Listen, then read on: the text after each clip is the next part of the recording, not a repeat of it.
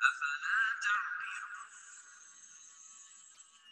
أولا يعلمون أن الله يعلم ما يسرون وما يعلنون ومنهم أميون لا يعلمون الكتاب إلا أماني وإن هم إلا يظنون فويل للذين يكتبون الكتاب بأيديهم ثم يقولون هذا من عند الله ليشتروا به ثمنا قليلا فويل لهم مما كتبت أيديهم وويل لهم مما يكسبون وقالوا لن تمسنا النار إلا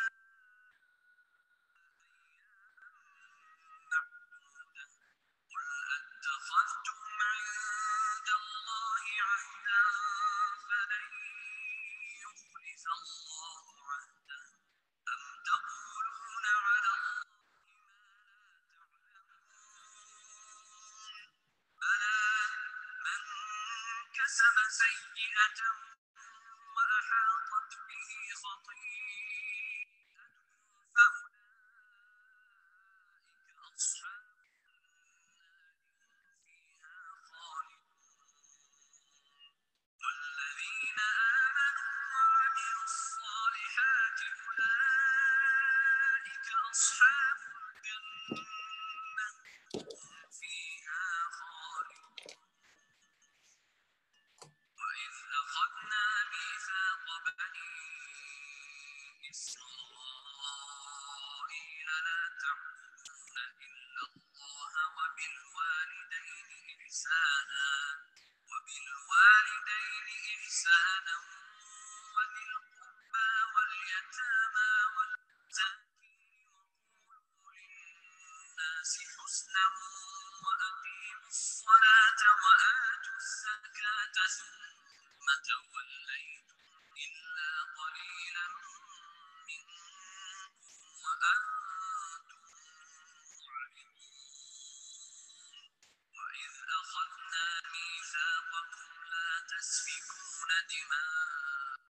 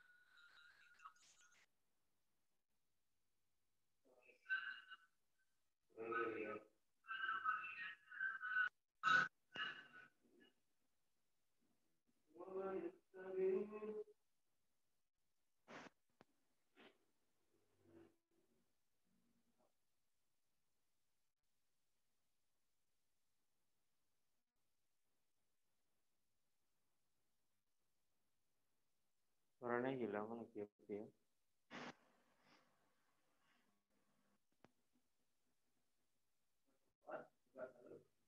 Cek.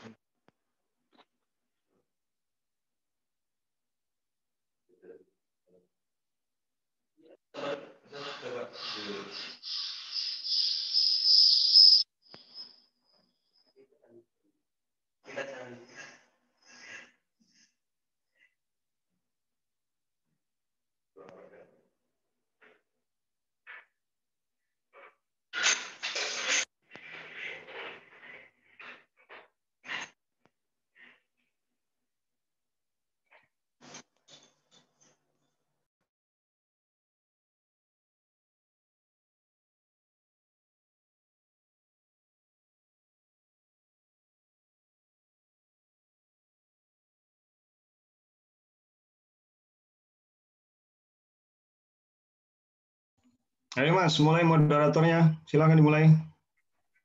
Udah siang ini. Ya, baik. Assalamualaikum warahmatullahi wabarakatuh.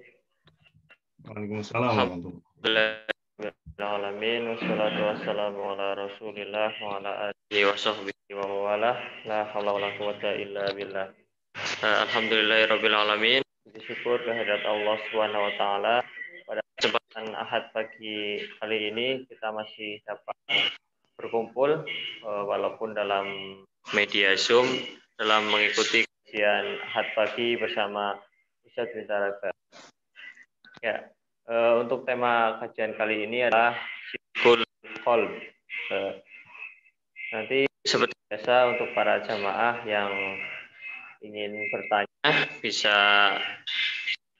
menggunakan raise hand yang ada di tombol bawah, ataupun bagi jamaah yang tidak ingin bicara langsung bisa melalui chat. Ya, untuk mempersingkat waktu silakan kepada Ustadz Bitar. Baik, bismillahirrahmanirrahim. Assalamualaikum warahmatullahi wabarakatuh. Alhamdulillah nahmadullah. Waalaikumsalam warahmatullahi wabarakatuh. Alhamdulillah. Allahul ladzi arsala rasulahu bil huda wa dinil haq wa dzalika liyukhrijan nas minadh dhulumati ilan nur wa yad'u anhum isram wal aghlal allati kanat alaihim. Asyhadu an la ilaha illallah wahdahu la syarika wa la niddalah.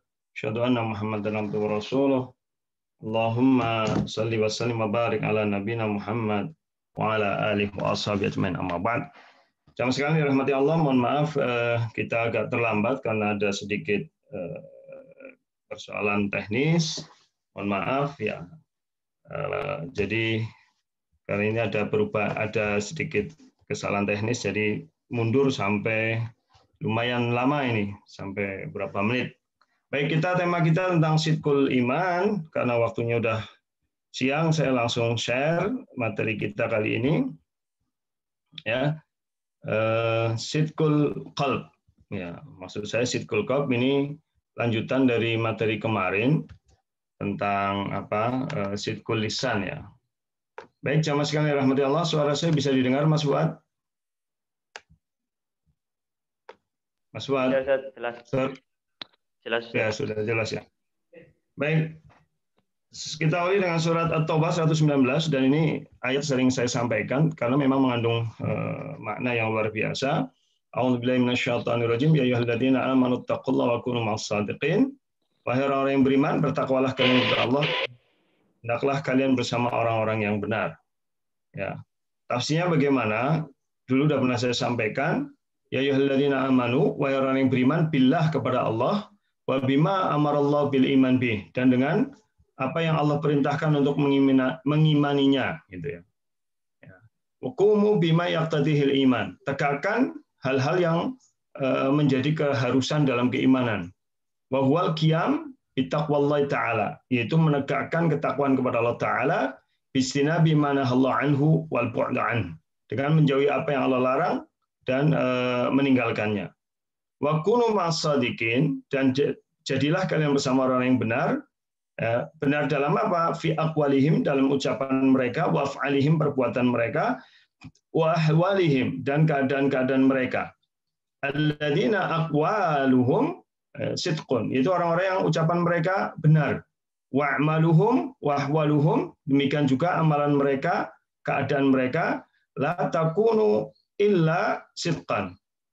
Khaliyah minal kasil wal futur, yang tidak ada keadaan mereka ini, amalan mereka, ucapan mereka, melainkan kebenaran, yang bersih dari atau yang tidak ada di dalamnya rasa malas dan juga rasa kehilangan semangat. Salimah minal maqasidis sayyi'ah, ya, selamat dari tujuan kehendak-kehendak yang buruk. Nah, ini adanya di dalam hati. Karena tema kita sekarang masalah benar hati, jadi kita fokus di sini. Mushtamilah alal ikhlas, yang mencakup keikhlasan, wa niyah as-shalihah, dan juga niat yang baik. Karena fa inna sidqa yahdi ilal bir, karena kebenaran itu, kejujuran itu, ya, itu akan mengantarkan kepada kebaikan, wa innal birra yahdi ilal jannah, dan kebaikan itu akan mengantarkan kepada surga. Ini dalam tafsir Imam As-Sa'di. Adapun dalam tafsir Ibnu Katsir, ya, yang dimaksud dengan jadilah kalian bersama orang-orang yang benar apa? Usduqu, ya kalian harus jadi benar dulu. Ya benar apa? Ya benar imannya. Yang benar imannya pertemuan yang lalu kita bahas mencakup benar lisan, benar hati, dan benar perbuatan. Walzamu sidqa. Jadi pegang teguh kebenaran itu takunu ma'ahli. Engkau akan bersama orang-orang yang benar. Watanju minal mahalik. Engkau akan selamat dari kebinasaan. Wa ij'al lakum faraja, dan akan menjadikan untuk kalian jalan keluar min umurikum, dari perkara-perkara hidup kalian, wa makhraja, dan juga ya makhraja itu jalan keluar atau solusi. Kemudian di dalam hadis riwayat Imam Bukhari nomor 6094, juga Imam Muslim nomor 2607 dan juga 6637, ya Rasulullah SAW menjelaskan, memerintahkan tentang wajibnya berlaku benar dan jujur. Ya. Alaikum bisidqi. Jadi kalian wajib berlaku jujur, bersikap jujur, ya, berkata jujur, ya. Fa inna sidqa yahdi ilal bir. Karena sesungguhnya kejujuran, kebenaran itu pasti akan mengantarkan pada kebajikan. Ya. Wa innal bir yahdi ilal jannah, dan kebaikan itu atau ketakwaan itu pasti akan mengantarkan kepada surga. Wa may yazalur rajul yasduqu wa yataharra sidqa hatta yuktaba indallahi siddiqan. Jika seorang senantiasa berlaku jujur dan berusaha untuk jujur, maka akan dicatat di sisi Allah sebagai orang yang jujur. Artinya benar ini, kejujuran ini, baik itu ucapan, hati, dan perbuatan harus kita biasakan supaya menjadi karakter. Ya. Kebalikannya kalau lawan dari jujur yaitu kedustaan, dan ini pasti akan mengantarkan kepada neraka. Kemudian iman itu apa sih? Ya, ini pernah saya sampaikan. Imam Hasan Al-Basri dalam bukunya Ibnul Mubarak, ya, Az-Zuhud, ya, dan juga ada dalam dikutip oleh Imam Baihaqi dalam Syu'abul Iman, beliau mengatakan laisal iman bitahalli wala bitamanni. Iman itu bukan sekedar angan-angan atau pengakuan semata, walakin ma waqara fil qalb wa saddaqathul a'mal. Tetapi keyakinan yang tertancap dalam hati dan dibuktikan dengan amalan-amalan. Jadi kalau di riwayat ini, iman itu berupa keyakinan yang ada di dalam hati. Nah, kemudian apa manfaat dari benar ini? Ya, di surat Maidah ayat 119 juga. Kalau tadi At-Taubah 119, ini Al-Maidah 119. Qala Allahu hadza yaumu yanfa'u shadiqina sidquhum lahum jannatun tajri min tahtiha al-anharu khalidina fiha abada radhiyallahu anhum wa radu'an dzalikal fawzul 'adzim. Allah berfirman, ya, ini adalah suatu hari yang bermanfaat bagi orang-orang yang benar kebenaran mereka. Ya, artinya di hari kiamat ini nanti orang-orang yang benar, baik itu ucapannya, perbuatannya, hatinya, ini akan mendapatkan kemanfaatan, gitu. Bagi mereka surga yang di bawahnya mengalir sungai-sungai, mereka kekal di dalamnya selama-lamanya. Allah ridho terhadap mereka dan mereka ridho terhadap ketentuan Allah. Itulah kemenangan yang besar, keberuntungan yang besar. Jadi di ayat ini Allah menjelaskan bahwa orang-orang yang benar itu akan mendapatkan balasannya kelak di akhirat, ya, dapat balasan surga. Kemudian mereka penuh dengan ketenangan, rasa keridhaan karena Allah meridhoi mereka. Dan itu disebut sebagai keuntungan yang besar. Nah, maka benar ini pokoknya adalah pada sidqul iman, benar keimanan, ya. Dan benar iman ini mencakup benar hati, benar lisan, benar amal. Ya, pertemuan yang lalu sudah kita bahas benar lisan, ya. Nah, sekarang kita bahas sidqul qalb atau benar hati. Karena memang keimanan itu kan apa yang tertanam dalam hati diucapkan dan diamalkan. Maka dimensi iman ini yang dimensi kebenaran. Benar hati bagaimana? Ya. Kenapa harus benar hati? Ya, di dalam riwayat Imam Muslim, Rasulullah pernah bersabda, Innallaha ta'ala yanzuru ila suwarikum wa amwalikum walaki yanzuru ila qulubikum wa a'malikum. Allah tidak memandang rupa dan harta kalian, tapi yang Allah lihat adalah hati dan amalan kalian. Maka pokok kemuliaan bukanlah rupa, ya, tidak pula karena harta dan jabatan. Itu yang sering menjadi ukuran manusia, ya. Ya, yang jadi prestis. Kayak sekarang ini orang mengukur kemuliaan dengan tampilan-tampilan fisik, harta, jabatan, duniawi, tapi itu tidak akan berguna, ya. Karena di akhirat terutama, karena Allah hanya memandang pada hati mereka. Maka penentu baik buruknya seseorang itu tergantung pada hatinya. Gitu. Maka hati adalah bagaikan generator bagi seluruh anggota badan. Semua gerik-gerik anggota badan ini bergantung pada hati, sebagaimana pasukan tergantung pada raja, sebagaimana sebuah mesin tergantung pada generator atau dinamonya. Bila raja bersifat baik, prajuritnya pun baik kan gitu. Bila generatornya baik, ya mesinnya lancar insya Allah. Kebalikannya ya, bila rajanya buruk, ya akan buruk. Generatornya buruk, akan buruk mesinnya. Dinamonya buruk, ya tentu akan buruk juga. Maka Ibnu Taimiyah di dalam Majmu' Fatawa menguatkan ini dengan penjelasannya di jilid 11 halaman 208. Ya, al-a'malu dzahirah la takunu shalihatan maqbulatan illa biwasiti a'malil qalb. Fa innal qalba ya malikun wal a'dha junuduhu. Ya, jadi fa innal qalba malikun wal a'dha junuduhu. Fa idza khabuthal maliku ya habuthat junuduhu. Ya, jadi kurang lebih terjemahnya, amalan-amalan dohir, amalan-amalan fisik, amalan-amalan badan tidak akan diterima tanpa perantara amalan hati. Ya. Karena hati adalah raja, sedangkan anggota badan ibarat prajuritnya. Bila raja buruk, maka buruk pula seluruh prajuritnya. Artinya kalau hati ini nggak benar, ya maka amalannya akan nggak benar gitu.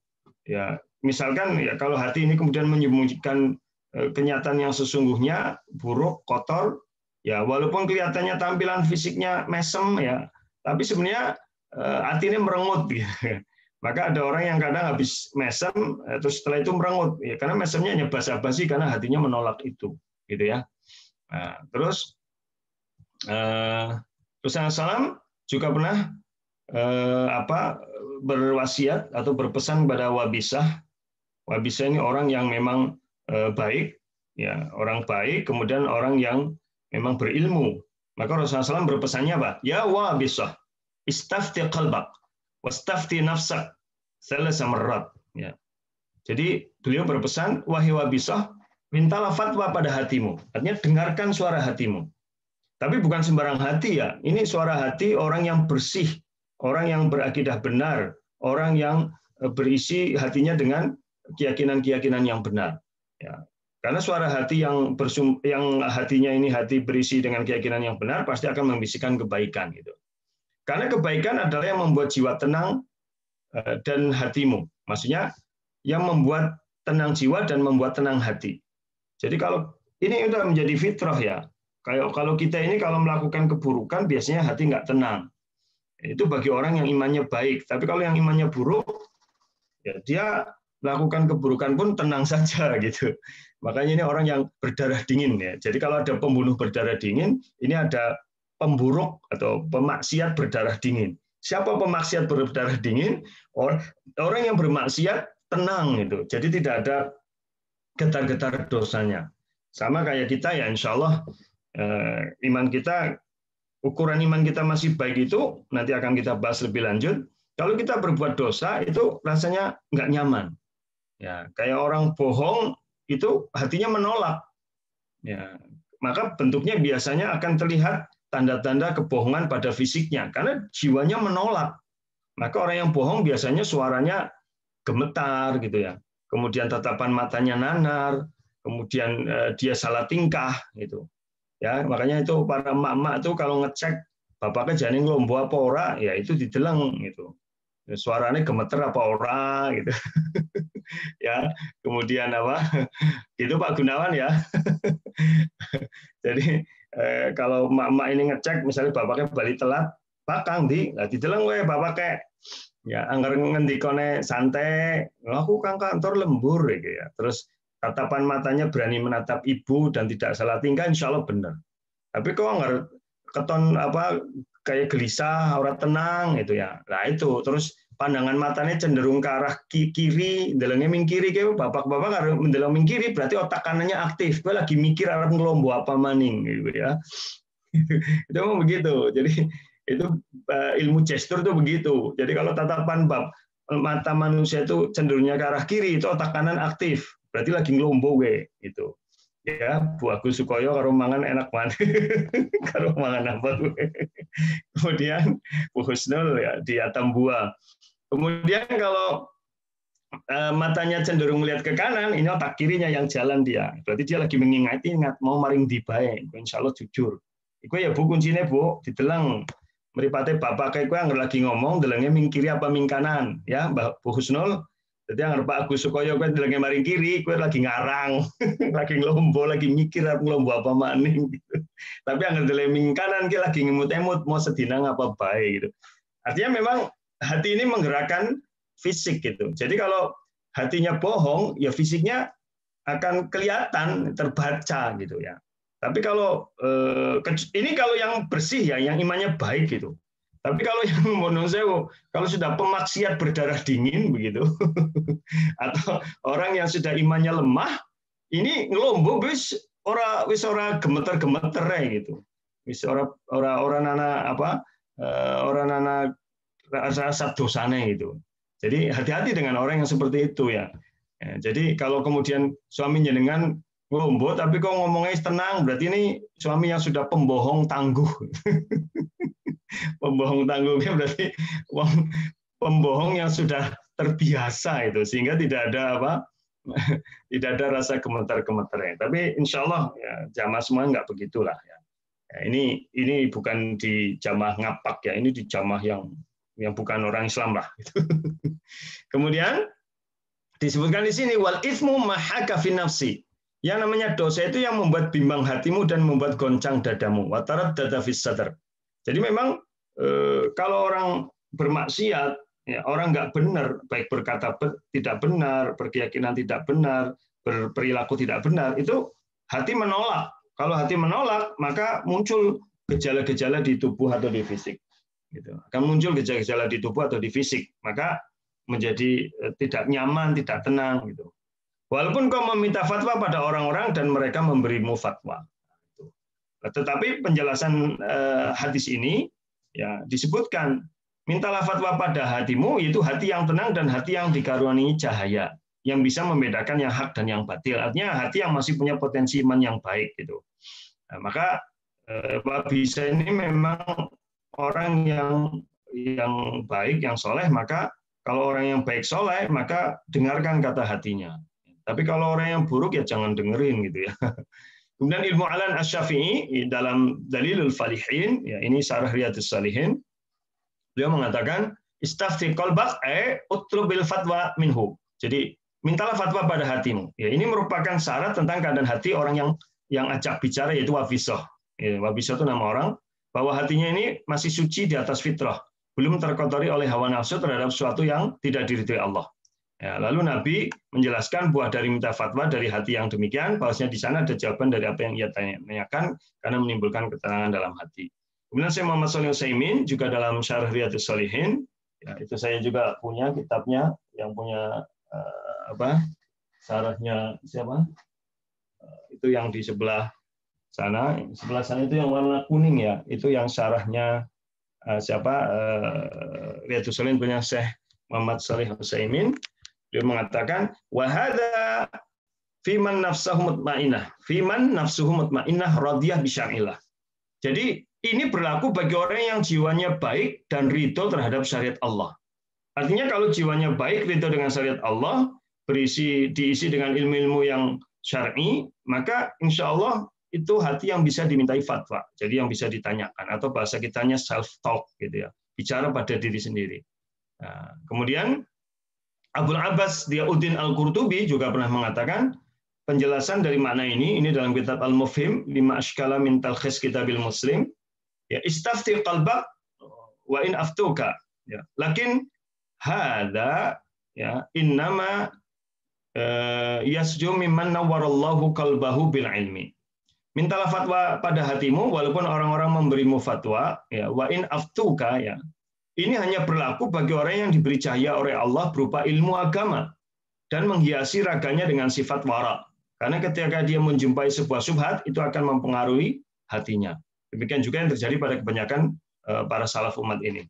Jadi dari sini memang jelas kebersihan hati itu menjadi pangkal dari ketenangan dan juga dari keselamatan hidup. Sehingga inilah yang sebenarnya makna dari hadis riwayat Imam Bukhari nomor 52 dan Muslim nomor 1599.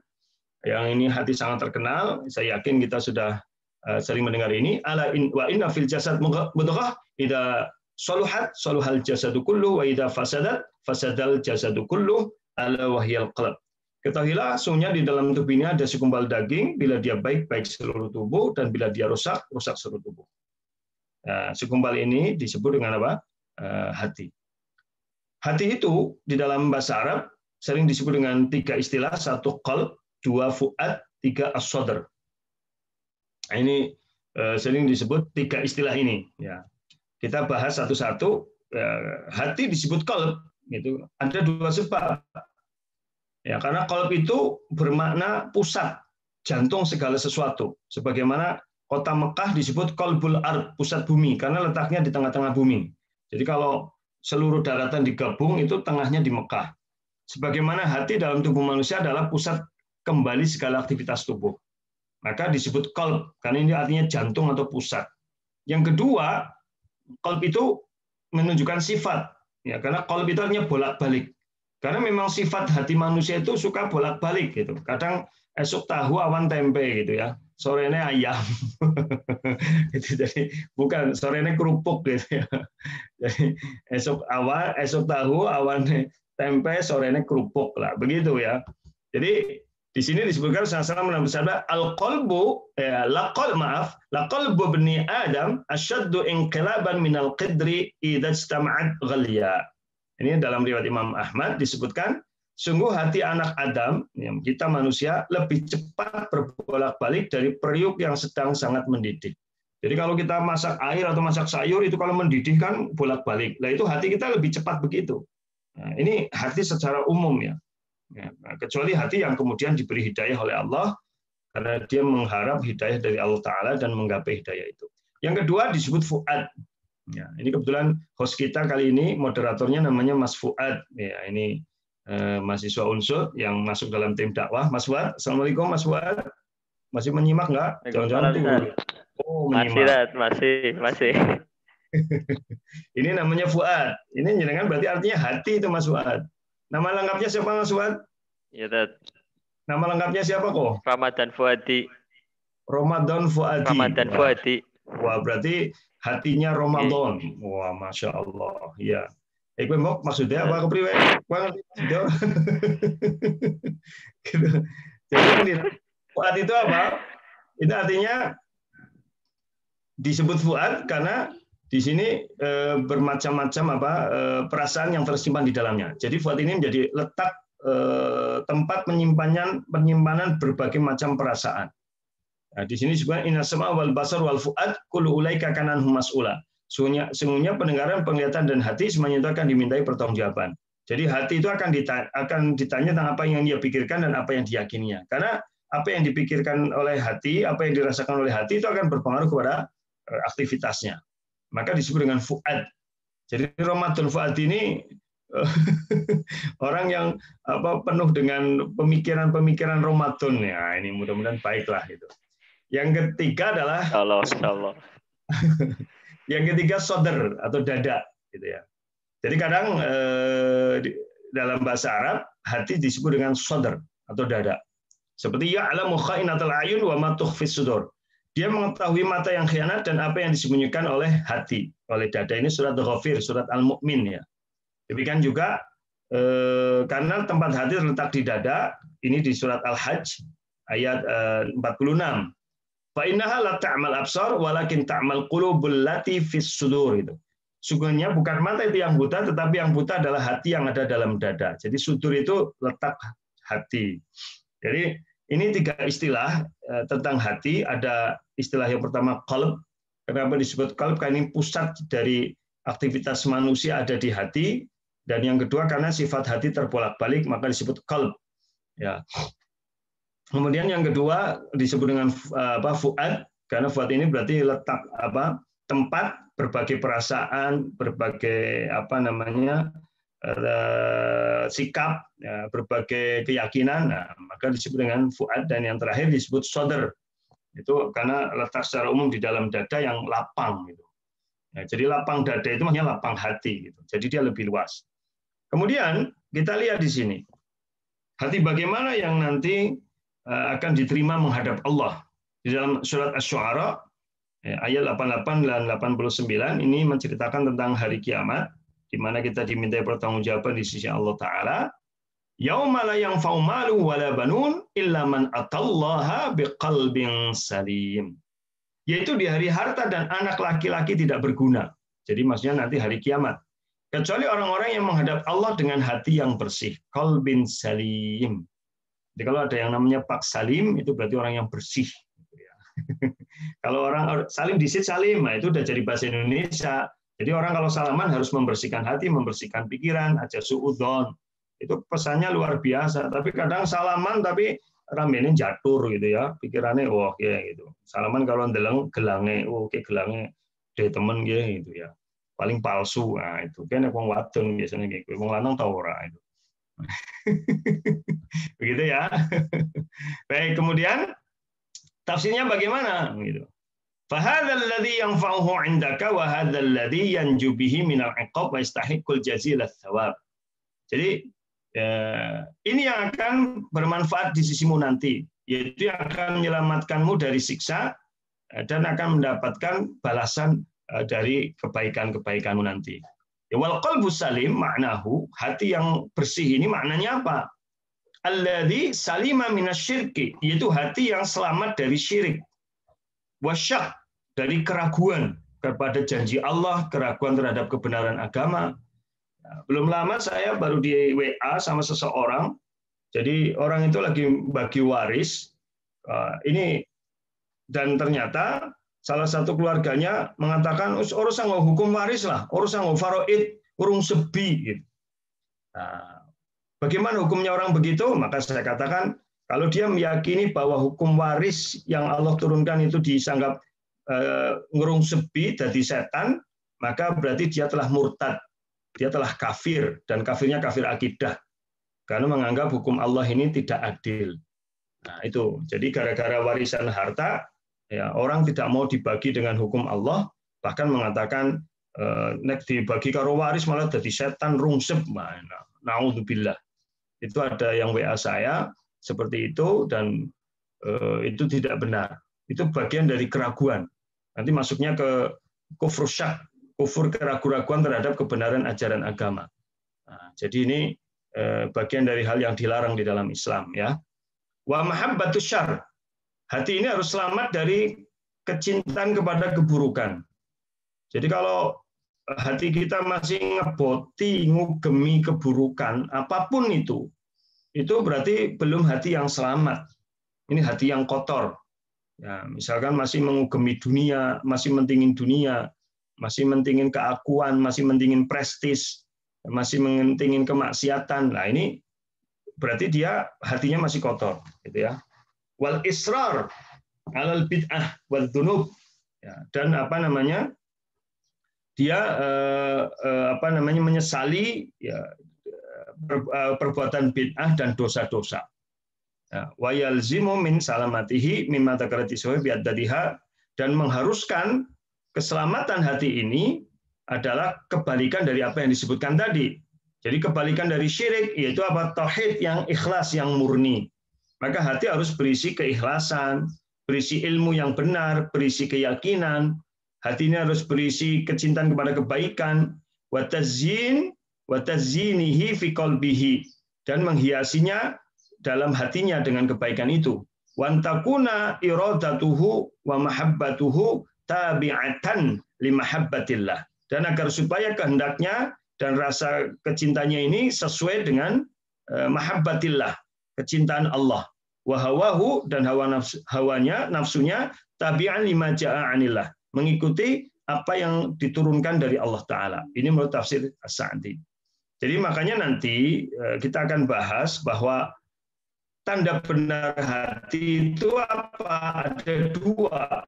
Ya, dari tafsir ini, orang tanda benar hati ada dua, hanif dan berakhlak mulia. Jadi dia akidahnya benar, hanif itu artinya lurus, Ya, maksudnya ini maknanya lurus, karena arti dasar hanif itu bukan lurus ya. Hanif itu artinya melenceng dari ketidakbenaran. Gitu. Ya, melenceng dari ketidakbenaran. Itu hanif. Nah, ini kan Nabi Ibrahim dan para pengikutnya disebut hanif karena melenceng dari keburukan. Melenceng dari keburukan berarti benar, gitu kan. Jadi maka disebut lurus. Jadi belok dari jalan yang buruk itu artinya lurus kan gitu. Belok dari jalan yang berbelok-belok itu artinya lurus. Itu arti hanif. Dan juga hati yang berakhlak mulia. Jadi tanda benar hati itu tauhidnya bersih dan juga berakhlak mulia. Itu apa? Berisi cinta kepada Allah, ridho dengan ketentuan Allah.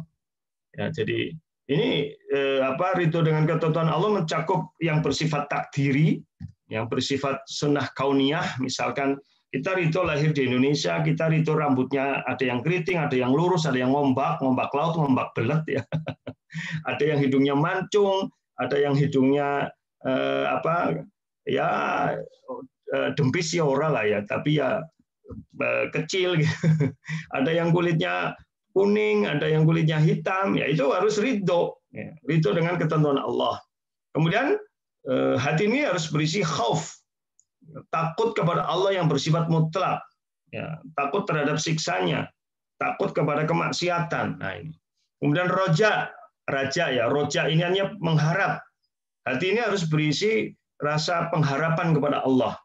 Kemudian tawakal, ya, artinya pasrah kepada takdir Allah, pasrah kepada Allah Ta'ala, dan syukur, ya, terbuka menerima kebenaran, karena berterima kasih kepada Allah dalam bentuk terbukanya hati menerima apa yang menjadi takdir Allah. Itu makna syukur.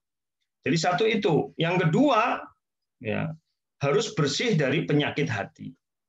Jadi tanda benar hati itu, ya, jadi kita ini harus hati kita berisi dengan cinta, ridho, ikhlas, khauf, roja, tawakal, syukur, dan bertauhid yang benar. Bertauhid yang benar berarti harus dalam rububiyahnya, dalam uluhiyahnya, dalam asma wa sifat. Itu nanti suatu saat kita akan bahas tauhid itu. Dan kedua, bersih dari penyakit hati. Penyakit hati itu apa? Ya ini disebutkan di tafsir tadi, syirik, keraguan, cinta kepada keburukan. Ya, maaf, Isra ini artinya bukan misal ya. Isra tadi terus-menerus, maaf saya. Terus-menerus dalam kebid'ahan dan dosa ya. Ya. Artinya dia tidak ada penyesalan. Jadi dua hal ini tanda benar hati. Kita bahas dulu yang pertama, bertauhid yang murni. Tanda tauhidnya murni apa? Orang tanda tauhidnya murni, satu, yakin tanpa keraguan. Disebutkan di dalam surat Al-Hujurat ayat 15, A'udzubillahi minasyaitonirrajim, innamal mu'minuna alladzina amanu billahi wa rasulihi tsumma lam yartabu wa jahadu bi amwalihim wa anfusihim fi sabilillah ulaika humus shadiqun. Jadi innama, sesungguhnya al-mu'minun, orang yang beriman itu hanyalah yang beriman kepada Allah dan Rasul-Nya, kemudian mereka tidak ada keraguan lagi. Dan mereka membuktikan itu dengan berjuang di jalan Allah dengan harta mereka, dengan jiwa mereka, dan itulah mereka orang-orang yang benar. Jadi kalau di ayat ini disebutkan orang yang beriman kepada Allah itu harus lam yartabu, tidak ada keraguan. Jadi yakin, tidak ada ragu-ragu, yakin dengan janji Allah, yakin bahwa ketika kita melaksanakan ajaran agama dengan benar pasti akan bahagia, akan selamat, akan ditolong oleh Allah. Yakin bahwa ketika kita teguh menjalankan ajaran agama Allah ini akan selamat dunia akhirat. Yakin bahwa hukum Allah ini adil. Yakin bahwa ketika kita bersabar dari musibah, ketika kita menerima takdir Allah itu akan membuat kita selamat dunia dan akhirat lah begitu. Ya. Yakin kebenaran ajaran agama ya, dan sebagainya. Nah, maka kalau saya tarik ke belakang karena memang akidah, keyakinan itu akan melahirkan iman ya. Dan iman yang benar itu akan melahirkan semangat, optimis, dan ketentraman. Ini kan dasarnya dari keyakinan. Jadi semangat hidup, optimis, dan juga rasa tenang, ketentraman. Jadi orang yang akidahnya benar itu ya hidupnya akan selalu semangat. Kenapa semangat? Dia yakin dengan ketentuan Allah. Ya. dia cari rezeki semangat gitu, dia menjalani hidup semangat dan dia optimis, ya. Kemudian dia tentram. Ya, kemudian ini karena memang kita lihat akidah itu apa sih? Akidah kan keyakinan yang tersimbol dengan kokoh di dalam hati, bersifat mengikat dan mengandung perjanjian. Dan keyakinan ini adanya di dalam hati. Maka orang meyakini sesuatu akan mengikatnya dan membuat dia harus komitmen dengan janjinya. Ini nanti insya Allah kita bahas kalau kita mengkaji akidah secara mendalam ya. Nah, ini hanya kesimpulan dulu itu, apa yang ringkas dulu. Yang kedua, pengertian akidah yang sebagaimana dijelaskan oleh salah satu ulama, yal umur allati yajibu yusaddiqa biha qalbuka wa tatma'inna ilaiha nafsuka wa takunu yaqinan indaka la yumaziju raibun wa la yukhalituhu syak. Kalau di di sini dijelaskan yang namanya akidah itu apa? Perkara-perkara yang wajib ya diyakini kebenarannya oleh hati, mendatangkan ketentraman jiwa yang tidak bercampur sedikit pun dengan keraguan.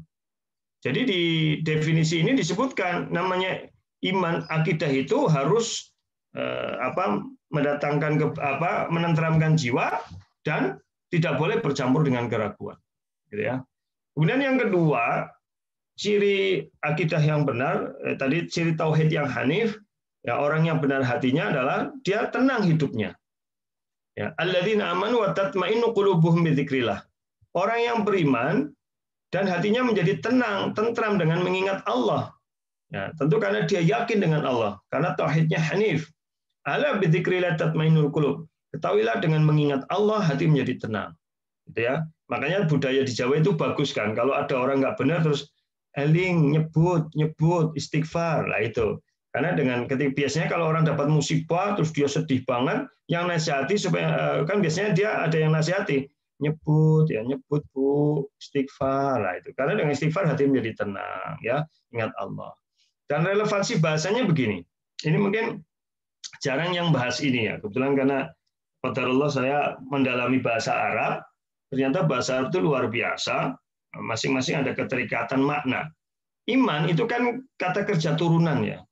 Asalnya iman itu dari kata amina ya'manu amnun. Ya, asalnya dari kata amina ya'manu amnun. Amina ya'manu amnun itu arti dasarnya aman, tenang, tentram. Kemudian dia diwasankan af'ala yuf'ilu. Jadi amana yu'minu iman. Kalau asalnya itu amana yu'minu iman gitu. Tapi karena susah diucapkan, maka dalam shorof itu berubah menjadi amana yu'minu. Kali ini tetap fi'il mudhari'nya iman. Ya. Apa artinya keyakinan? Jadi amana yu'minu iman itu keyakinan, meyakini, mengimani. Lah, asal kata keyakinan ini kan dari kata amina ya'manu. Ya, iman itu asalnya dari kata amina ya'manu. Maka dalam makna ini mengandung pengertian bahwa iman itu adalah keyakinan yang menimbulkan ketenangan. Jadi orang belum dikatakan beriman dengan baik kalau dia belum tenang. Ya, maka ciri orang yang beriman nanti dia tenang hatinya, menghadapi persoalan dia tenang karena dia selalu mengingat Allah, mengkaitkan segala sesuatu dengan takdir Allah, dengan ketentuan Allah itu. Sehingga dia tidak gerasa gerusu dalam menentukan sikapnya dan menjalani kehidupan, dia tidak gerasa gerusu dalam berbicara dan mengambil keputusan. Kemudian yang berikutnya, ya tadi sudah saya sampaikan, dia hatinya akan muncul ketakutan kepada Allah, tapi takut yang positif. Ya. Jadi bedanya gini, kalau orang takut pada manusia, sampai takut pada makhluk, malah menjauhi. Tapi kalau kita takut pada Allah, justru ketakutan kita membuat kita dekat kepada Allah Ta'ala. Itu bedanya gitu ya. Itu juga ada, saya juga pernah kemarin sebenarnya saya pengen menyampaikan bahwa kedekatan juga sama. Kalau kedekatan manusia terhadap manusia itu justru akan menghilangkan penyanjungan dan kekaguman. Semakin dekat seorang dengan seseorang, semakin hilang sopan santunnya, semakin hilang rasa hormatnya. Tapi kalau manusia dekat dengan Khalik, semakin kita dekat dengan Allah, justru akan semakin besar penyanjungannya, semakin besar kekagumannya, dan semakin besar rasa kecintaannya. Itu bedanya. Nah, makanya cintailah Allah syariatnya dengan baik ya. Sementara kalau selain Allah itu cukup cinta yang wajar, ya, cinta biasa. Jadi jangan sampai cinta mati. Cinta mati hanya kepada Allah ya. Jadi kalau cinta pada suami itu jangan cinta mati ya. Cinta pada istri ya jangan cinta mati. Ya Bu. Jadi kalau dengan masih muda suaminya mati, ya bojo maning, pancen ana sing lamar gitu. Jangan ora lah. Nyong cinta banget karo bojoku gitu. Walaupun nyong sinong bojoku mati nyong apa orang bojo maning. Nah, itu ora bener. Itu namanya cinta mati yang nggak boleh. Ya, jadi cinta itu sehidup saja, mati dewek-dewek. Itu ya. Itu. Itu ya Pak Bambang PS aja merengut bae mesem sing apa gitu. Ya, lha gue ngaji karo mesem, ngaji karo merengut kayaknya suren ya. Begitu ya. Jadi begitu ya. Nah, kemudian di sini disebutkan kan innamal mu'minuna alladzina amanu innamal mu'minuna alladzina idza dzukirallahu wajilat qulubuhum wa idza tuliyat 'alaihim ayatuhu zadatuhum imana wa 'ala rabbihim yatawakkalun. Jadi orang yang beriman itu di sini dicirikan bila disebut nama Allah menjadi gemetar hatinya. Jadi rasa takut ya. Nah ini bentuknya Ustadz kalau tingkatan kita dengar kata Allah kan belum sampai gemetar ya. Memang iman kita masih belum baik banget ya. Iman kita kita kan iman bleketiran lah ya. Imannya masih iman tingkat bleketir gitu. Cuma kalau tingkatan kita ya tadi saya sampaikan kalau kita berbuat dosa, kalau kita berbohong, bermaksiat, deg-degan apa ora kayak gue Pak. Nah, kalau kita berbuat maksiat, dosa kok isi deg-degan, rasanya ora kepenak, berarti imannya apik lah. Insya Allah masih getar-getar iman itu masih ada. Tapi anggar wis ngelombok, gawe dosa maksiat, ya, boncengna bojone wong kok ora deg-degane, lagi bahaya. Kecuali memang jenengan tukang ojek ya. Gitu. Atau jenengan Grab gitu. Tapi kalau iya jadi ada deg-degannya itu. Ustadz, saya juga deg-degan. Deg-degan apa? Wedi mbok konangan. Lah, kowe ora bener maning. Wedi mbok konangan. Harusnya deg-degannya karena takut kepada Allah, bukan wedi konangan gitu ya. Jadi gitu. Ustadz, saya itu kalau berbohong sama istri juga deg-degan. Nah, deg-degannya kenapa? Ya, deg-degan karena tahu itu nggak benar berbohong atau deg-degan wedi mbok konangan bojo engko dibrengkolang karo belukang gitu ya. Zaman biyen ngasih ngopawon kan dapure isine belukang gitu ya. Anu kasih masane apa? Kayu bakar itu ngeri gitu. Nek zaman siki ya ora ya. Paling zaman siki ya dibalang karo centrong ya. Begitu ya. Siapa? Baik. Kemudian bila dibacakan ayat-ayat Allah, dia bertambah iman. Jadi kalau mendengar ayat-ayat Allah, dia tambah imannya. Itu wujud dari ketakutannya kepada Allah. Dia percaya dengan janji Allah, termasuk membaca ayat-ayat kauniyah. Tidak hanya membaca ayat-ayat Quran, tetapi membaca fenomena alam. Jadi kalau dia misalkan mendengar berita gempa, angin ribut, bencana, itu dia mengkaitkannya dengan keimanan kepada Allah. Jadi semakin yakin kepada Allah. Seperti kita sekarang ada pandemi. Padahal para ahli seluruh dunia sudah berkumpul cari antivirusnya, tapi ini sudah hampir 1 tahun belum ketemu dan bahkan virusnya semakin menyebar. Ya, artinya ini bukan kita jangan sombong kemudian mengagungkan kekuatan manusia. Justru kita semakin bertambah keimanan kepada Allah. Ternyata hanya sebuah makhluk yang sangat kecil ya, mikroorganisme ya, bahkan mikro banget karena kecil sekali, itu saja sudah mampu meluluh lantakkan kehidupan seluruh dunia, dari ekonomi, politik, semuanya itu luluh lantak oleh sebuah makhluk kecil yang namanya corona itu ya, virus COVID-19 itu. Ini kalau bagi orang yang beriman, imannya baik, dia mengkaitkan tambah iman kepada Allah. Nah, kemudian yang ketiga bertawakal ya, dia semakin tidak mengagungkan usahanya, tidak mengagungkan dunianya, tapi dia selalu segala sesuatu dikaitkan dengan kepasrahannya kepada Allah Ta'ala. Dia dapat nikmat, dia akan mengatakan hadza min fadli rabbi. Ini keutamaan dari Allah, bukan hasil usahaku. Liyabluwani ashkuru am akfur. Untuk sebenarnya ini ujian dari Allah, apakah aku bersyukur atau kufur, begitu. Ya. Kemudian tafsir ayat ini disebutkan oleh Imam Ibnu Katsir. Imam Ibnu Katsir itu namanya Abul Fida Ismail bin Umar Ibnu Katsir. Nah, jadi Katsir itu sebenarnya nama mbahnya gitu. Cuma kita lebih mengenalnya dengan Ibnu Katsir. Ibnu Katsir itu namanya Ismail, bapaknya namanya Umar, mbahnya namanya Katsir. Ya, kita lebih sering menyebutnya Ibnu Katsir. Ibnu Katsir itu berarti nama bapaknya ya. Wa qala Mujahid, Imam Mujahid mengatakan wajilat qulubuhum. Ya, wajilat qulubuhum itu maknanya apa? Ya, ini farraqat, terpecah, jadi gemetar. Faza'an, atau dia bergetar, wa khafat, dan takut. Wa hadhi sifatul mukmin. Ini adalah sifat seorang mukmin. Haqqal mukmin, sebenar-benarnya orang yang beriman. Alladzi maaf, yang idza dzukirallah wajib, jika disebut nama Allah maka kemudian bergetar hatinya. Ai khaufa minhu, takut. Nah, jadi dalam tafsir ini bergetar ini disebut khauf, takut. Ya, maka bentuk ketakutannya dia melaksanakan perintah Allah, menjauhi larangan Allah.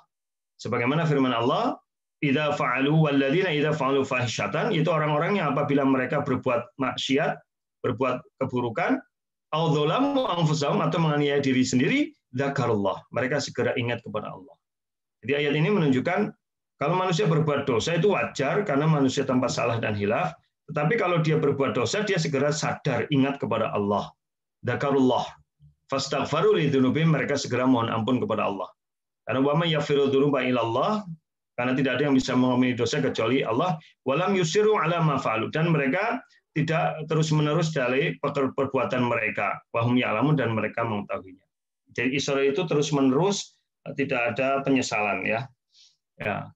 Baik, kemudian di sini disebutkan juga tanda orang yang hatinya benar itu adalah dia itu lebih mencintai segala Allah Ta'ala dibanding yang lain, Allah dan Rasulnya. Bahkan ini dia akan mendapatkan manisnya iman. Orang yang mendapatkan manisnya iman itu orang yang lebih mencintai Allah, dia mencintai seseorang karena Allah, dia nggak suka kembali kepada keburukan. Ini hadis riwayat Imam Bukhari dan Muslim. Kemudian Syekh Muhammad Shalih Utsaimin menjelaskan yang dimaksud manisnya iman di sini bukan seperti manisnya gula dan madu, karena itu manis secara zahir ya. Tapi rasa manis iman di sini adalah manis secara batin yang tidak bisa digambarkan dengan kata-kata sebenarnya. Ya, dia wujudnya apa? Ya dada, hati terasa lapang gitu. Jadi rasanya kayak adem, anyes gitu ya. Nah, kemudian dia kalau ada kebaikan itu dia bahagia. Nah, sebagaimana ya saya sering ngasih contoh lah. Kita ini ya kalau misalkan kita kayak seorang orang tua ya, orang tua keluar biaya banyak berkorban demi anaknya gitu. Nah, ketika anaknya sukses berhasil itu orang tua kan rasanya plong ya Allah gitu. Padahal kalau secara dunia dia tong-tongan berkorban harta apa, tapi hatinya tenang gitu. Makanya orang tua itu kalau anaknya misalkan dalam pendidikan anaknya wisuda kan orang tua rasanya bahagia, nangis gitu ya. Tapi ada juga sing nangis karena nangis bahagia wis orang biayai kuliah maning gitu. Gitu. Ada yang begitu ya. Baik gitu. Demikian juga kadang orang biasanya kalau sambutan pernikahan tuh biasanya diwakilkan karena biasanya orang tuanya nggak sanggup berkata-kata karena saking bahagianya. Nah itu sulit diucapkan gitu ya. Itu lapang dada. Ya ini kurang lebih gambarnya seperti itu. Jadi orang tua membesarkan anak pasti karena Allah. Ya artinya dia tidak mengharap balasan dari anak gitu. Jadi itu yang namanya kelapangan di dalam hati, kebahagiaan, dan itu memang tidak terukur dengan duniawi ya. Kemudian Syekh Alam Abdurrahman bin Nasir As-Sa'di atau Imam As-Sa'di dalam tafsirnya dalam penjelasan hadis ini bukan tafsirnya ya, karena hadis ini namanya syarah, kalau Quran atau Quran penjelasannya namanya tafsir ya. Jika seorang hamba telah merasakan manisnya iman akan menghiburnya dari segala kesenangan duniawi yang tidak dia peroleh dan menyelamatkannya dari berbagai dorongan hawa nafsu. Jadi orang sudah mendapatkan manisnya iman itu tidak gampang iri dengan kesuksesan dunia yang diperoleh oleh orang lain, karena dia sudah merasa cukup gitu ya. Jadi dia tidak gampang iri gitu. Jadi kan kalau orang masih gampang irian, deleng wong, itu tandanya dia belum beriman dengan baik. Ya, karena dia selalu membandingkan segala sesuatu dengan urusan duniawi. Padahal Rasulullah SAW mengingatkan la hasada illa fisnatain, tidak boleh iri kecuali pada dua hal. Jadi iri yang diperbolehkan hanya dua. Satu, rajulun atahullahu malan fasallatahu fil khair ya, atau fi maqala. orang yang Allah berikan harta, tetapi harta itu oleh orang itu digunakan untuk kebaikan, untuk ibadah. Itu kita boleh iri. Jadi kalau ada orang kaya kok dia dermawan, dia rasa sosialnya tinggi, hartanya diberikan untuk membantu orang lain, ya kita boleh iri tuh. Dan yang kedua, orang yang Allah berikan ilmu dan dia mengajarkan ilmu itu dan mengamalkan, maka kita iri. Maka kita boleh iri pada para ulama, ya, karena mereka berilmu dan mereka mengamalkan ilmunya serta mengajarkan ilmunya. Jadi iri itu yang boleh itu. Di luar itu nggak perlu iri. Dan orang-orang yang beriman baik itu akan terhibur hatinya, tidak mudah irian, tidak akan mengukur kesuksesan dengan duniawi, melihat orang sukses secara duniawi dia tidak ingin gitu, tidak tertarik dalam masalah demikian, gitu ya. Ya, baik. Kemudian Ibnu Taimiyah juga mengatakan di dalam Majmu' Fatawanya, beliau mengatakan laisa lil qulub surur wala ladzah tammah. Tidak ada di dalam hati itu kesenangan dan kenikmatan yang sempurna illa fi mahabbatillah, kecuali kalau dia sudah bisa cinta kepada Allah. Wa taqarrub ilaihi bima yuhibbuhu, dan mendekatkan kepadanya dengan apa yang dia cintai. Ya, wala tamakkana mahabbatu illa bil i'rad. Dan kecintaannya itu belum betul-betul istiqomah menetap, ya, kecuali kalau dia bil i'rad an kulli mahbubin siwahu, dengan berpaling dari segala yang dia cintai dari selain Allah. Artinya kecintaan dalam hati seorang itu akan istiqomah apabila dia sudah bisa berpaling dari selain Allah Ta'ala. Jadi artinya mendahulukan Allah Ta'ala dan syariatnya dibanding yang lainnya. Wa hadza haqiqatu la ilaha illallah. Inilah hakikat kalimat apa? La ilaha illallah gitu. Baik. Kemudian saya kira udah siang ini, Mas Fuad. Cukup dulu apa ya? Halo. Baik, Ustaz. Ya, karena ini saya juga ruangannya mau dipakai anak saya ini. Mau ada ospek.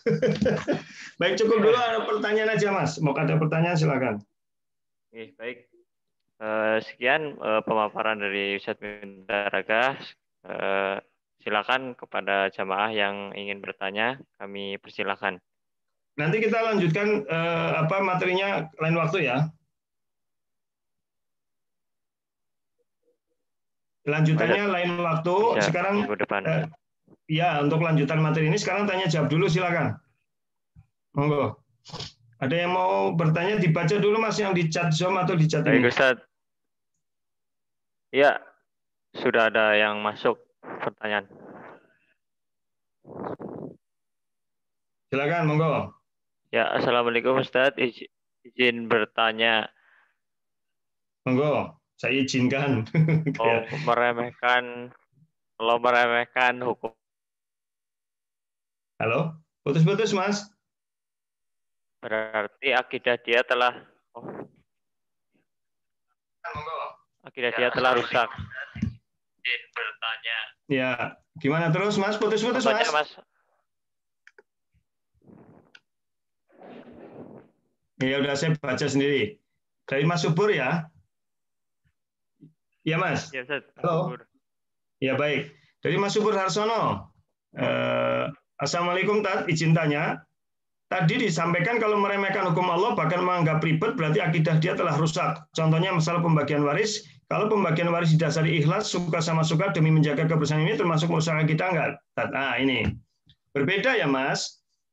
Kalau orang kemudian meyakini bahwa membagi waris harus dengan sesuai ketentuan Allah melalui hukum waris, dan dia percaya keadilannya. Tapi kemudian setelah itu seluruh ahli waris sepakat, wislah, saya udah ikhlas, silahkan bagianku dibagi maning, silahkan, nggak apa-apa. Ya. Jadi, tetapi jangan sampai muncul, wislah dibagi rata baik men adil. Nah itu kalimat itu mengandung kekufuran karena menganggap bahwa hukum Allah tidak adil, gitu. Soalnya ukuran adil menungsa gue sama rata, padahal enggak. Wong kita ini sering ditampar secara tidak langsung dalam kenyataan kok.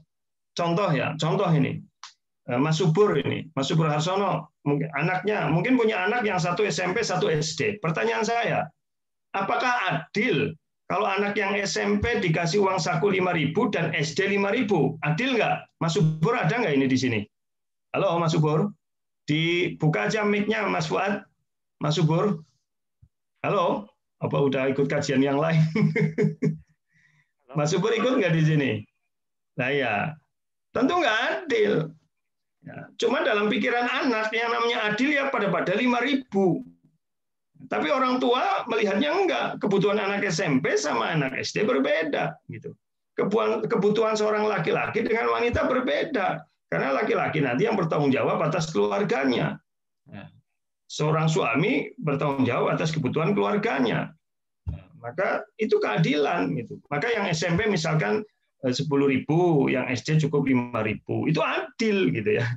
Jadi maknanya begitu. Jadi begitu ya Mas. Artinya boleh nggak kita membagi waris sama rata? Boleh. Tetapi tidak boleh ada keyakinan bahwa hukum waris tidak adil. Artinya setelah dibagi, kemudian sudah nih bagian saya silahkan dibagi lagi, nggak apa-apa. Itu nggak apa-apa. Ya, jadi dasarnya kerelaan dari masing-masing ahli warisnya. Yang kedua dari Bu Tresnawati. Nah, ini Bu Saipul ya.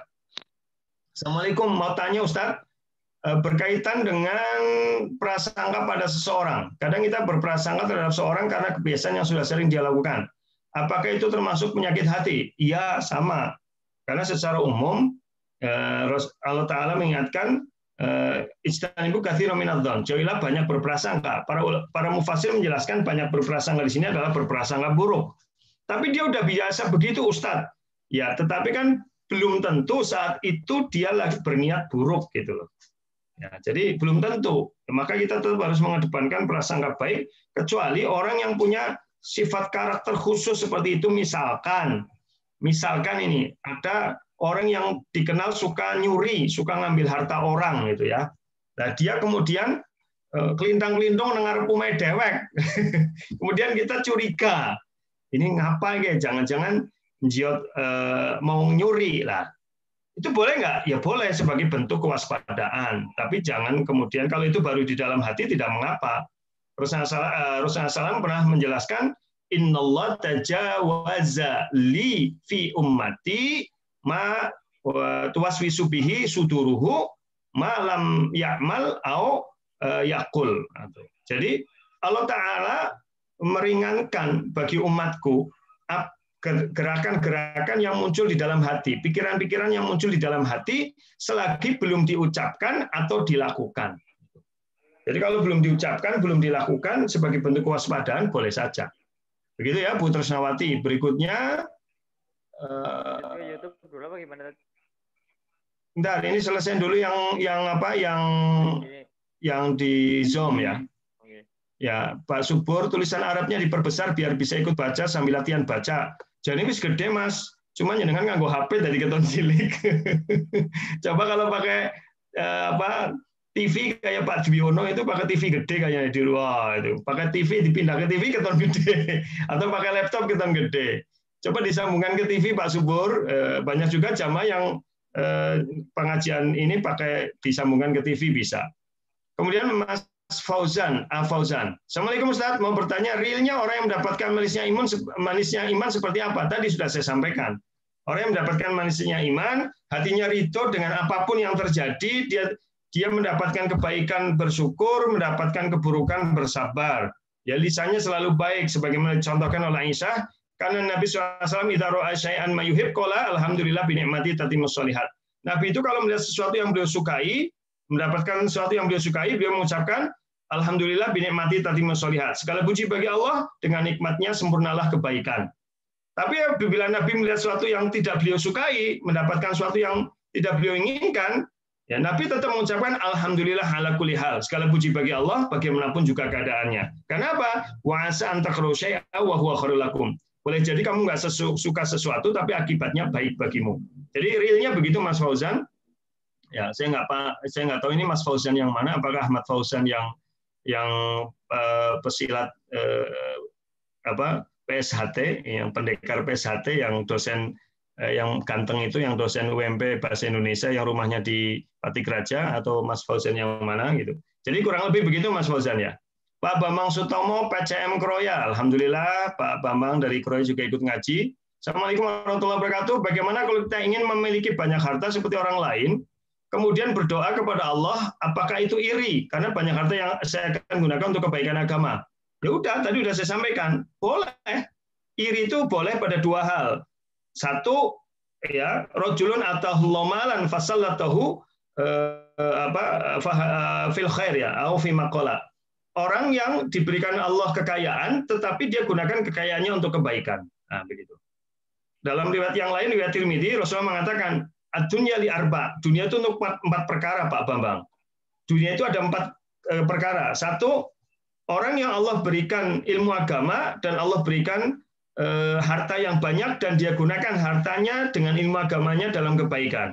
Maka ini orang yang paling mulia dan orang yang paling beruntung. Kedua, orang yang Allah berikan agama tapi tidak diberikan kekayaan. Jadi dia punya pemahaman agama baik tetapi tidak kaya. Tetapi dia berdoa berharap dapat kekayaan dan nanti kekayaannya digunakan untuk kebaikan. Ini peringkat kedua. Jadi boleh, bagus itu. Yang peringkat ketiga, ya, orang yang diberi kekayaan dunia, tapi dia tidak mau belajar agama, sehingga tidak paham agama, sehingga dia menggunakan kekayaannya dengan hawa nafsunya. Maka ini seburuk-buruk makhluk. Ya, ini maksudnya ini seburuk-buruk tingkatan, bukan seburuk-buruk makhluk, maaf, seburuk-buruk tingkatan. Karena dia diberi kekayaan dunia, tapi justru menghancurkannya dari kebahagiaan dunia dan akhirat. Dan yang terakhir, ya dia sengsara. Duniane ora, agamane ora. Wis melarat, orang gelem ngaji, bodoh ngeyelan gitu. Itu yang peringkat keempat. Begitu Pak Bambang, PCM Kroya, alhamdulillah. Kemudian Pak Jumbo, Kak Jumbo PDPM Purbalingga. Wah, kepengen diundang Kak Jumbo, main keton nom ya Mas Jumbo. Padahal wis tua juga dia anaknya wis gede-gede Mas Jumbo. Jadi baik. Masalah bagi waris faraid perlu kajian khusus. Apakah ada doa khusus untuk menjaga kebersihan hati? Iya, kalau faraid memang butuh kajian khusus. Adakah doa khusus untuk menjaga kebersihan hati? Banyak doanya. Nanti saya sampaikan. Coba ini doanya diantaranya doanya ini Mas siapa namanya Kak Jumbo. Wah, saya undang Kak Jumbo. Ini diantara doanya ya Kak Jumbo. Doanya saya taruh di terakhir. Baik. Saya taruh di terakhir. Insya Allah nanti kita lanjutkan pada pertemuan depan masih Sidqul Qalb yang kedua. Ini doanya Mas Jumbo supaya bersih hati ini ya. Ini masih belum tak atur ini. Rabbana la tuzigh qulubana ba'da idh hadaitana wa hab lana min ladunka rahmah innaka antal wahhab. Surat Al-Imran ayat 8. Al-Imran ayat 8. Begitu ya. Jadi ya Allah, ya, jangan kau tuzigh qulubana, cabut dari hati kami hidayah. Jadi yang tadinya hatinya bersih sudah dapat hidayah, jangan dicabut hidayahnya sehingga menjadi kotor. Baik ya. Baik, ini Pak Edi Susanto lagi nyetir. Hati-hati Pak Edi Susanto, ngaji sambil nyetir. Hati-hati nggih. Pak Edi lagi ngaji sambil nyetir nggih. Atos-atos nggih Pak Edi. Fi amanillah. Nggih, fokus di jalanan, jangan lihat HP-nya. Baik Pak Edi. Kemudian hadis riwayat Imam Muslim itu, Allahumma inni a'udzubika min ilmin la yanfa' wa min qalbin la yakhsha itu. Ya Allah, aku berlindung kepadamu dari ilmu yang tidak bermanfaat, dari hati yang tidak khusyuk. Itu diantara doa-doanya Pak Jumbo. Ada doa-doa lain besok, insya Allah pertemuan depan saya sampaikan tentang doa-doa itu. Gitu nggih. Jadi lanjutannya pertanyaan berikutnya Mas. Halo, Mas Fuad. Yang Pak Bambang PS nih. Pak Bambang PS terakhir ya. Ya. Pengertian qalb sebagai raja bagi badan apa sama dengan jantung yang bila jantung itu baik maka akan baik? Iya sama. Ya. Qalb itu tadi sudah saya sampaikan di awal penjelasan tentang Ibnu Taimiyah menggambarkan hati itu seperti raja gitu. Bagi badan ya qalb itu ya jantung sebenarnya. Ya, seperti jantung bagi tubuh gitu. Tadi udah saya sampaikan, jadi saya tidak ulang lagi Pak Bambang. Baik, terima kasih. Yang berikutnya yang dari YouTube Mas. Dari YouTube ini Ada pertanyaan nggak? Ini rata-rata Evi, tidak bertanya ya? dari Evi Jayanti ada pertanyaan Ustaz. Oh, Evi Jayanti. Assalamualaikum, izin pertama bertanya Ustaz. Jika melakukan suatu ibadah yang dengan niat untuk kepentingan dunia, misal agar rezeki lancar, agar anak lulus kuliahnya, bagaimana hukumnya? Kalau niatnya itu, hati-hati bisa terjerumus dalam syirik niat. Ya, mangkana yuridul hayatad dunya wa zinatan wa fi ilaihim amalun fiha wa hum fiha la yubkhasun. Barang siapa yang dalam hidupnya itu hanya menghendaki kenikmatan dunia dan perhiasannya, maka akan kami beri padanya. Wa hum fiha la yubkhasun, dan mereka tidak akan dirugikan. Itu surat Hud ayat 15-16. Surat Hud ayat 15-16. Ulaika laysa lahum fil akhirati illan nar. Itulah mereka orang-orang yang di akhirat tidak dapat apa-apa kecuali api. Ya, wahabitu masonau fiha, habitu masonau fiha, amalan-amalan mereka di dunia akan terhalang. Wabatilu makanu ya'malun, dan sia-sialah amalan-amalan ibadah mereka. Jadi kalau ada orang ibadah tujuannya dunia, itu menjadi sia-sia, tidak bernilai akhirat. Maka beribadah mencari ridho Allah. Ya, tapi kemudian kita mencari ridho Allah, berharap kemudian hidup kita bahagia dunia akhirat, ya boleh saja. Jadi hati-hati Bu Evi bisa terjerumus pada syirik niat, gitu ya. Ya, jadi begitu. Jadi kalau bersedekah supaya kaya itu nggak benar, ya tidak tepat ya. Jadi bersedekah karena Allah. Kemudian dengan itu kalau Allah sudah meridhoi, insya Allah kita akan diberi kekayaan. Jadi jangan motivasinya karena dunia. Innallaha la yaqbalu minal amal illa ma kana khalisan wa bi wajhu. Allah tidak menerima amalan kecuali yang dilakukan dengan murni mencari keridhoannya. Jangan orang haji karena tahun depan mau nyalon, gitu, supaya depannya ada hanya, gitu. Itu dunia. Jangan orang korban supaya prestis, yang pernah saya sampaikan. Nanti dia korban sapi, foto karo sapine, terus di selfie, gitu. Kan nggak nyosing komen, sing sapi sing di, kayak gue ya. Sing sapi sing di. Kalau ada orang selfie sama sapi kurbannya pakai status alhamdulillah tahun ini bisa kurban sapi, gitu, maka komen saja sapine sing ndi. Kayak gue Pak Agus Koyo ya lagi karo kerja ge. Pak Agus Koyo di Atambua, Assalamualaikum. Masya Allah lagi sambil kerja. Ini kepala LRI di Atambua, di daerah minoritas Muslim ya. Baik begitu Bu Evi. Kemudian siapa lagi? Putri Rohayati. Apakah jika hidup kita banyak yang membenci dan ujian cobaan, apakah karena hati kita tidak bersih? Ketenangan hati itu cirinya seperti apa Ustadz? Nah itu nanti kita tadi ketenangan hati sudah saya sebutkan beberapa cirinya, nanti kita lanjut pertemuan pekan depan insya Allah. Terus apakah banyaknya ujian cobaan karena hati kita nggak bersih? Bisa. Kalau hati kita nggak bersih itu namanya bukan ujian lagi, itu namanya siksa. Ya, jadi dibedakan ya. Jadi kalau kita banyak maksiat, kok banyak masalah, itu siksa. Itu siksa. Tapi kalau kita banyak ibadah kok banyak masalah, ya itu mudah-mudahan ujian. Itu bedanya di situ. Pernah ingat nggak penjelasannya siapa Dai Sejutamat Zainuddin MZ Zainuddin MZ Allahyarham gitu. Ada orang banyak maksiat nggak pernah ibadah, terus hidupnya susah. Dia ngomong, aduh gue lagi diuji nih. Diuji gimana? Ibadah enggak gitu, diuji gitu kan. Jadi ibaratnya lu sekolah enggak, pernah uji apa, pernah kuliah juga enggak, kok ikut ujian gitu kan, kasarannya begitu. Jadi kalau kita banyak maksiat lagi jauh dari Allah kok banyak masalah, itu siksa. Ya, tetapi kalau kita lagi banyak ibadah dekat kok kemudian banyak masalah, itu ujian. Gitu ya. Kurang lebih begitulah secara zahir kita menangkapnya. Kemudian Bu Enwin Daryanti, saya nggak tahu ini Bu atau Mbak, saya panggil Bu semua, ya. Mohon maaf loh ya. Saya Bu atau Mbak, saya panggil Bu semua.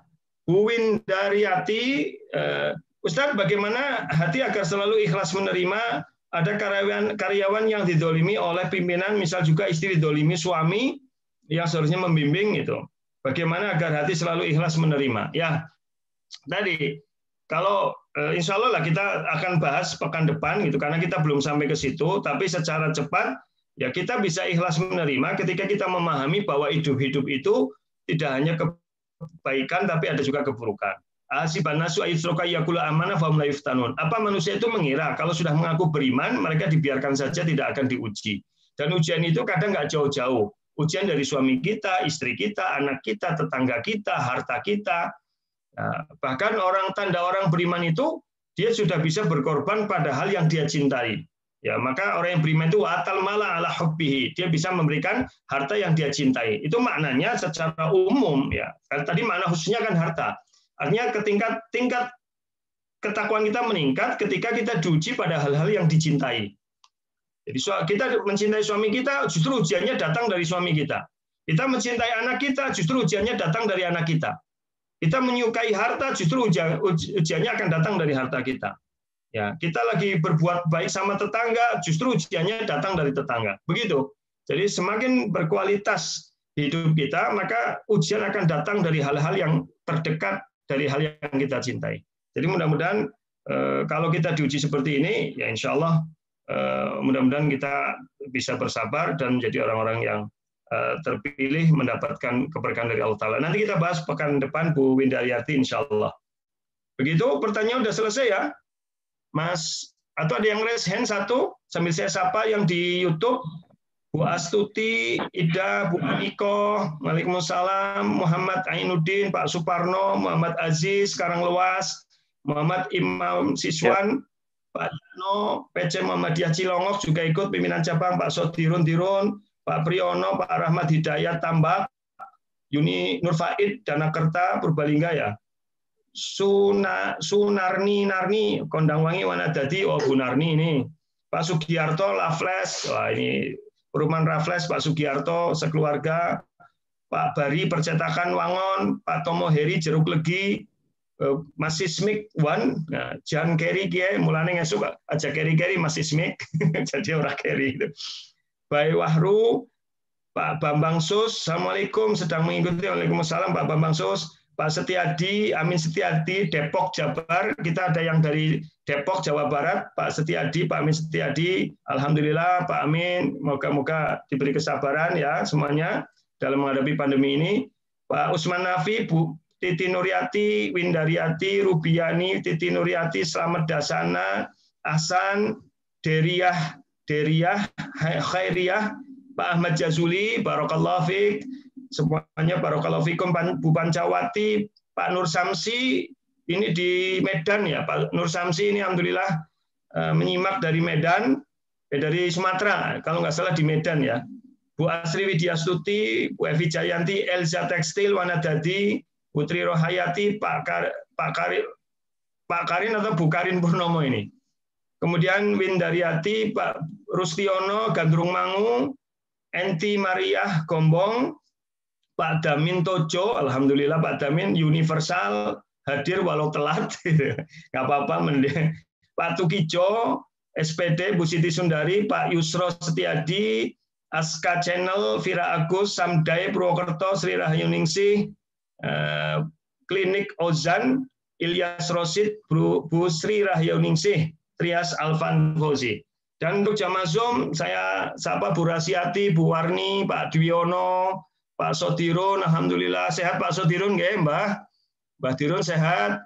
Kemudian Pak Ramadan, Pak Agus Sukoyo sambil kerja, selamat tugas. Pak Sigit Nur Ali Aziz, Masya Allah, Barakallahu Fik. Pak Bambang, ini Bu Oppo F11 Pro, siapa nggak tahu. Pak Irawati, SADE BM, ayo sepedaan Pak Irawati. Mau sepedaan nggak ini? Pak Dasum, Bu Sri Chandra, Pak Irawati sepedaan nggak? Baik, kemudian Pak Taryanto, Pak Gunawan, Banjarnegara, Mas Dito, Pak Subur Harsono ternyata menyimak, Mas Dwi Jenggot, Bu Oppo ini siapa? A1603, Bu Tresnawati, Bu Indah, Pak Sudarmono, Pak Edi Susanto, Kang Obed, Masya Allah Kang Obed, kemudian Budi Setiawan, Pak Tohid, Sokaraja, Ahmad Fauzan, Fardani, Tafi Rohiyadi, Sri Haryuti, Siwi Lestari, Ai, Hartini, Imam, Kak Jumbo, Wahyu Nongfeng, Bu Janisa, Turaja Dipala, Pak Habib, Bu Anis, Bu Dr. Anis, ya, kemudian Wahyu Haji, Al-Aman, Pak Suparno, Mugiono, Pekuncen, Muhammad Wildan, Bu Enden, Bu Dr. Titik, Pak Basuki Cilacap, Pak Datuk, Rusli, Opo A12, sampai ini Susiarini, Kepala SMK Negeri 3, Bu Susiarini, Pak Bu Widiati Oktarini, Pak Untung, Amin Ma'ruf, Sampang, ini penggerak Muhammadiyah di Sampang, Pak Amin, mudah-mudahan diberi kesabaran dalam berjuang. Kemudian siapa lagi nih? Bu Pak Mulyadi, Bu Niken, Pak Toto SMK Muhammadiyah, Pak Dedi, Pak Adi, Bu Nur Hasanah, Pak Jumati, Pak Jatmiko Jatilawang, Pak Atif, Nuning Rustati, Pak Bambang, Pak Siron, Pak Burubiani, Febri, IRVH ini siapa? Bu Yusria, Pak Torin, Vivo, Pak Mardiono, Bu Yuvana, ini Bu Dokter Yuvana, alhamdulillah bisa ikut ngaji bersama kita. Yang punya klinik Amanda ini, Bu Dokter, Barakallahu Fiik. Bu Umi Fardia, Pak Taryono Jatilawang, Bu Napsia, Adityo, Pak Kiai Arifin Mukti, Masya Allah. Pak Ustadz ini rajin ngaji, padahal beliau juga Ustadz, ini tawaduk sekali, semoga Allah selalu memberi keberkahan, Pak Arifin. Pak Bu Demi Atmiasi, ini dosen dari UNU, penggerak pertanian. Ya, kemudian Bu Hening, Ashari, Mas Ion, Pak Giat Waluyo, yang BMT jadi Muamalat, maaf Pak Giat. Arif Muhayyad, Pak Rimanan, Pak Agung, Bu Asih, Bu Ratna Fulan, Adil, Mas Adil ini tim dakwah FK, Siti Hafsoh, Bu Mama Ani Zidan, Dwi Kuntari, siapa lagi? Siapa lagi nih? Udah habis ya. Oh, Pak Ashari, Pak Haji Ashari, Siti Hafsoh, Bu Rimanan, Dwi Kuntarti, Bu Indri, Arif Muhayyad, SMA Negeri 1 Maus juga ikut ngaji, Bu Suatun Hasanah, Mbak Uud Dian, ini juga di luar Jawa ya, Bu Trimarti Madar Martiani, Bu Rana. Demikian kajian kita kali ini, insya Allah kita akan lanjutkan pekan depan, dan terima kasih kepada para donatur. Mas Fuad, silakan disampaikan tentang apa namanya ya, tentang donasi kita. Insya Allah kita mudah-mudahan bisa membebaskan lahan untuk mendirikan pesantren bagi siswa dan mahasiswa. Demikian, barakallahu fiik. Assalamualaikum warahmatullahi wabarakatuh. Rabbana fanfa'na bima 'allamtana, subhanakallahumma bihamdika asyhadu an la ilaha illa anta astaghfiruka wa atubu ilaik. Silakan Mas Fuad. Waalaikumsalam warahmatullahi wabarakatuh. Jazakallah khair Ustaz atas materi pada pagi hari ini. Kami sampaikan terima kasih kepada jamaah yang sudah berpartisipasi pada kajian pagi hari ini. Kami sampaikan permohonan maaf apabila tadi ada beberapa pertanyaan dari jamaah yang belum sempat terjawab. Insya Allah minggu depan kita akan masih pada tema yang sama, melanjutkan tema pagi hari ini.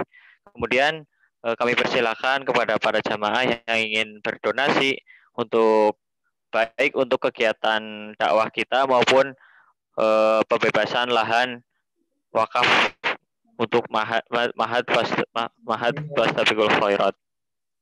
Kami sampaikan juga kepada Pak Agung dari Banjarnegara yang masih sponsori layanan Zoom meeting Mahat Fastabiqul Khairat. Demikian mungkin kajian Ngapak Ahad pagi kali ini. Kami selaku tim mohon maaf apabila terdapat banyak kekurangan. Billahi fisabilillah fastabiqul khairat. Wassalamualaikum warahmatullahi wabarakatuh. Waalaikumsalam warahmatullahi wabarakatuh. Ayo Mak, ini Mak.